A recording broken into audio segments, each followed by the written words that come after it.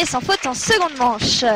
Voilà, donc Johanna a choisi de remettre de l'équilibre, de rajouter des foulées sur cette combinaison pour aller sur ce dernier auxerre. Elle a bien fait, elle est sans faute. Elle a bien soigné en effet, ouais. Et dans le temps. Et dans le temps, voilà, elle reste donc avec un score Le de couple 29 points. 24 parts, c'est Matuska du Tilleul que Place monte à Nelly Largerie et le Matuska 24. du Tilleul.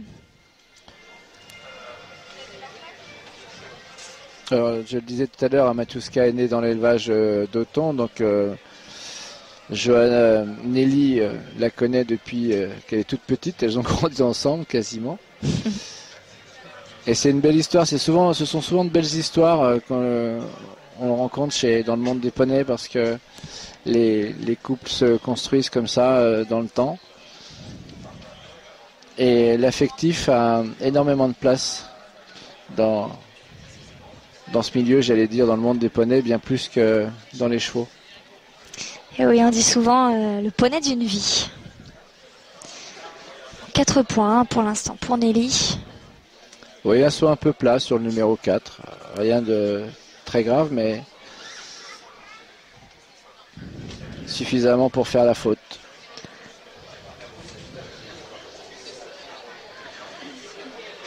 Mais encore une fois, c'est remarquable de se dire que d'avoir pu construire un couple pour arriver jusqu'à ce niveau. Et oui, une nouvelle faute ici sur ce dernier auxerre. Total de 8 points en seconde manche de cette finale Aspon Elite Excellence. Le 23 départ, Pin-Up des Roses que vous présente Sarah Brionne, le 23. parcours, ça commence à compter vraiment pour les chevaux, plus la chaleur. On a le sentiment parfois qu'ils ne sautent pas, ou qu'ils sautent moins bien en tout cas. Pour Nelly Largerie et Matuska du Tilleul, 8 points en 53 secondes, 50 centièmes. Un total championnat de 36 points. Place à Sarah Brionne, l'étincelle sur Pin-Up des Roses. Sarah Brionne, elle est entraînée par son papa, cavalier professionnel.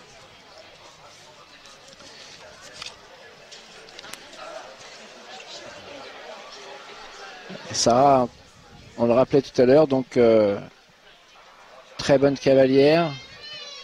Déjà vice-championne de France en élite tout à l'heure avec Kibel des Étis. Elle sera présente dans l'élite en 2016. Puisqu'elle est toute jeune, hein, elle aura 14 ans le 25 juillet. On a vu une faute encore sur cet auxerre numéro 5. Les cavaliers ont du mal à trouver la solution pour trouver la bonne distance, le bon équilibre pour sauter cet auxerre. Le premier plan est souvent par terre. En revanche, elle a bien trouvé la solution pour le dernier obstacle, pour le dernier auxerre Equidia. Et oui, bonne fin de tour, elle reste donc à 4 points. Belle progression également, hein. Vous parliez des belles histoires tout à l'heure pour ce couple, champion de France l'an passé en Asponé 1 et qui se retrouve cette année en Asponé Elite Excellence. Présente Marine Lebas. Voilà, le 18. Tout est possible. Marine Lebas et Ramsès de l'étape. 52 secondes, 4 centièmes, c'est le temps de Sarah Brionne associée à Pin-Up des Roses. 4 points sur la piste, 21 points au total de son championnat. 4 points tout à l'heure en première manche.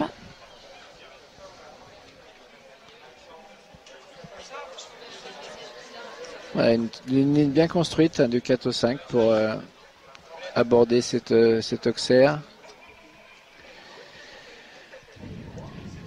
Un petit peu plus ouvert là, sur l'auxerre Generali qui a risqué la faute, qui a failli provoquer la faute sur le vertical sortie de ligne.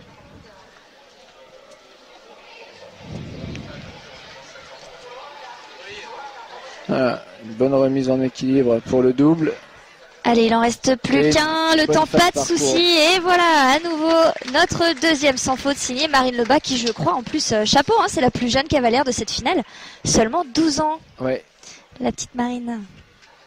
Le 21 au départ, c'est magnifique. Et donc elle Internet reste d'abord avec que vous son présente score Véronique de 16 points. Boutel. Le 21. Vous voyez ici à l'image Véronique Boutel. Parcours sans faute en 48 secondes, 47 centièmes avec ses 16 points total championnat. Elle tient le tête du classement provisoire. Alors Véronique Il s'agit de Marine Lebas et de Ramsès de l'étape. Pour cette deuxième manche. Et parce qu'elle avait un petit point hein, en première manche, sans faute sur les barres, mais un point de temps. Voilà. Elle a eu tendance donc, comme un peu maintenant, à rajouter des foulées pour bien préparer, pour protéger le poney.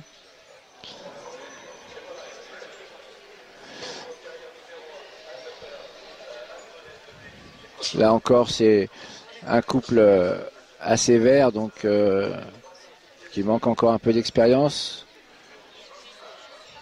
qui va progresser.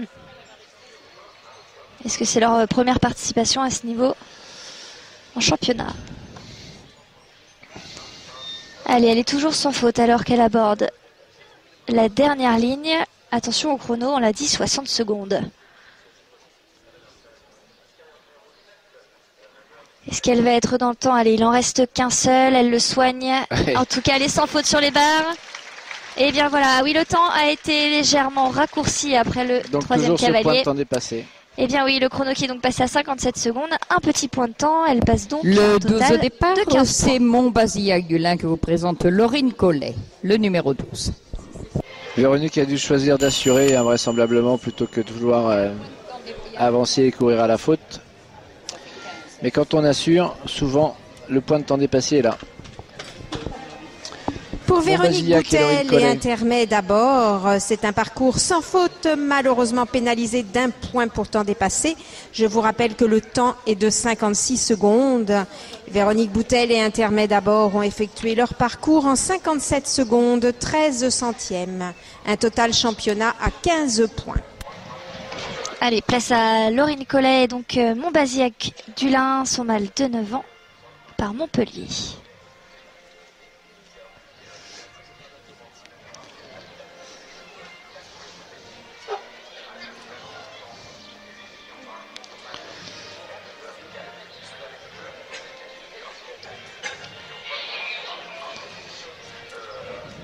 Très bien monté, hein, tous les débuts de parcours.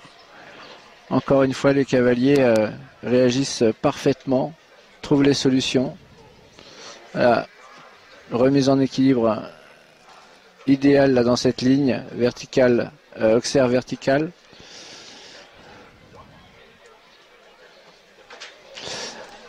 Un peu fort cette entrée de combinaison et la sortie de ligne également.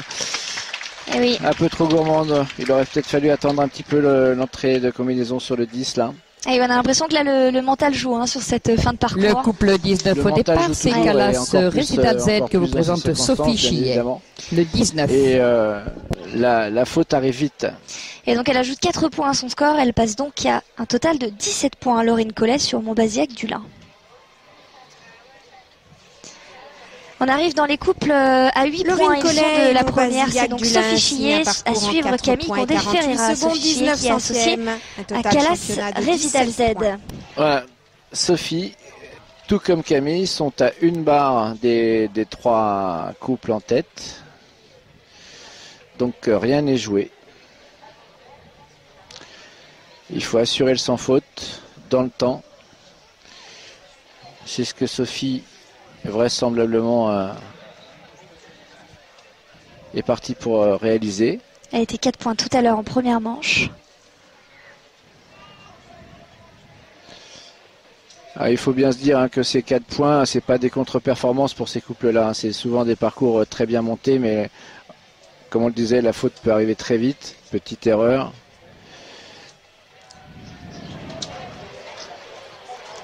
Elle aussi choisit de passer devant le mur à les dernières lignes. Oui, parce que le temps a été réajusté, donc passer devant le mur, c'est une garantie quand même de rester dans le temps. 57 secondes, donc elle est toujours sans faute. Et oui, voilà, premier sans faute pour Sophie Chillet ici dans cette finale. Elle reste donc à 8 points. Ça met un petit peu plus la pression. La nouvelle tête du classement provisoire avec ses 8 points total championnat et ce parcours sans pénalité en 48 secondes. Bravo, un centième. Oui, ça reste serré. Alors on va voir ce que va nous avoir préparé Camille. Camille qui devrait rejoindre la piste avec Pumpkins. Avec son tout bon Pumpkins Pondy. Voilà. Le 7 entre en piste, c'est des petites ruades dans le dernier virage avant le triple qui lui avait coûté 2 fautes en fin de tour. Oui, Camille a sans doute pensé que le poney allait repartir parce qu'il est quand même habitué, c'est habituel chez lui ces petites réactions. Mais là, ça a duré et du coup, ça a considérablement changé sa distance pour entrer dans la combinaison. Et Camille a dû réagir vraiment au dernier moment. Est-ce qu'on le rappelle, hein, Pumpkins est étalon, c'est un mâle de 12 ans, Connemara, par Apollon Podi. Et on sent le public qui vibre hein, là, ici avec ce saut sur l'Auxerre. Oui, parce que Camille a cette façon particulière de le monter en mettant un peu de pression comme ça aussi au dernier moment pour bien évidemment le faire sauter. Elle perd son étrier ici, c'est bon, elle le récupère. Bon, clairement, elle n'a plus le droit à l'erreur. Hein. Il faut qu'elle soit sans faute ici. Voilà, on sent le poney là qui est quand même beaucoup plus concentré. Voilà, attention à cette dernière ligne qui lui a coûté des fautes tout à l'heure. Elle sait que c'est là que ça s'est passé, donc elle le prépare. Allez, c'est bon. Beaucoup pas plus. De ruade ici. Voilà. Allez, il en reste plus qu'un. Elle sait qu'elle doit être sans faute. Et bien voilà, largement dans le temps, 52,87. Bien corrigé. Vous avez raison, Jean-Luc, elle était sûrement un petit peu énervée de son premier parcours. Oui, et puis elle s'est trouvé les solutions. Elle l'a prouvé au bip déjà, souvenez-vous, lorsqu'elle était malheureusement chutée sur le vélo. Que vous présentez, Victoria Tachet. Lorsqu'elle est revenue sur le parcours, tout était fait, tout était préparé au millimètre et elle nous a fait un parcours d'anthologie et elle a gagné le Grand Prix. Et, donc le lendemain, elle gagne. Camille Condé-Ferreira on peut lui faire confiance. C'est une très bonne cavalière. En 52 secondes 87. Allez, on arrive dans le top 4 avec Victoria Tachet qui pour l'instant est à 5 points au total. Elle est associée à son Rexter d'or, son partenaire des championnats d'Europe de l'an passé à Mill Street. Vous étiez médaille d'or par équipe.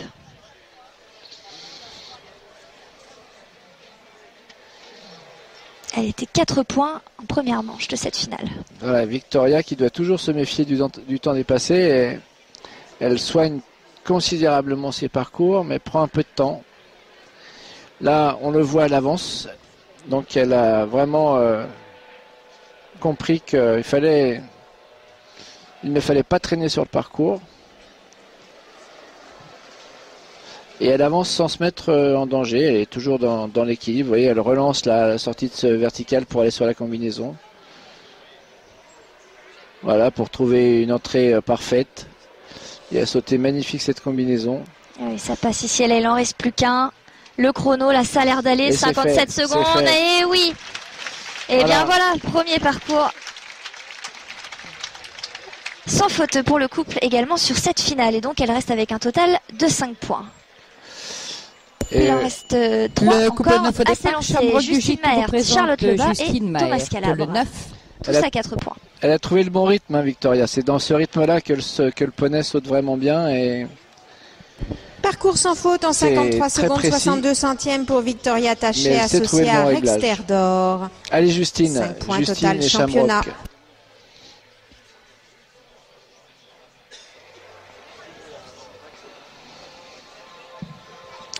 Voilà, les 9 foulées trouvées pour aller sur ce 3, pardon. Le vertical point P. Cet Auxerre dont il faut bien se méfier.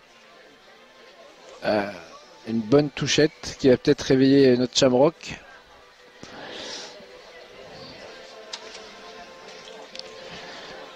Voilà. Remise en équilibre. On attend jusqu'au bout. Ça c'est très bien monté.